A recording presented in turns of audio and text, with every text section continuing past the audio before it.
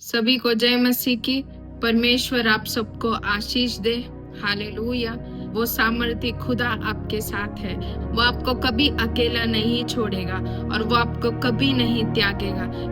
रूत इसके एक बाप के अगर आगे आप पढ़ोगे तो एलीमेलेक और उसके 2 पुत्र के मरने के बाद नाओमी और रूत अकेले हो गए। रूत एक ऐसी लड़की थी जो कम उम्र में विधवा हो गई थी, पर विधवा होकर भी उसका ध्यान अन्य पुरुषों पर नहीं था। उसका ध्यान अपने सास के परमेश्वर पर था।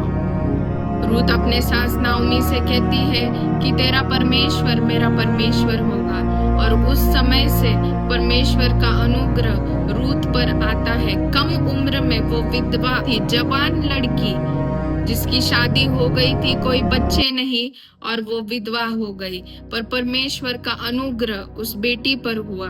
परमेश्वर का अनुग्रह रूत पर हुआ।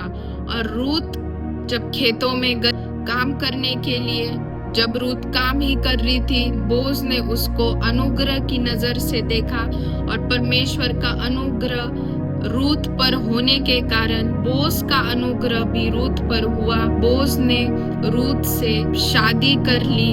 हालेलुया। और जो शर्मिंदगी थी रूत और नाओमी के जीवन में, वो परमेश्वर ने दूर की। परमेश्वर ने नाओमी और रूत के शर्मिंदगी को दूर किया। और जब रूत को बच्चा पैदा हुआ तब वचन में लिखा है, लोग कहते थे कि नाओमी को बच्चा पैदा हुआ है। इसका मतलब परमेश्वर ने नाओमी की जो खुशी थी वो उसे फिर से लौटा दी। अपने सास के परमेश्वर के प्रति विश्वास योग्य होने के कारण रूत ने एक बड़ी आशीष को पाया। हालेलुया।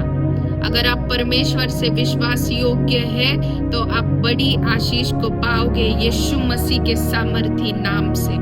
विश्वास योग्यता जो होती है वो बड़े बड़े आशीषों को लेकर आती है। आप भी अगर विश्वास योग्य हो, परमेश्वर से हर एक सिचुएशन में टिके हो, परमेश्वर के साथ अड़े और खड़े हो, अगर आप विश्वास योग्य हो तो निश्चय है आप बड़े आशीष को पाओगे।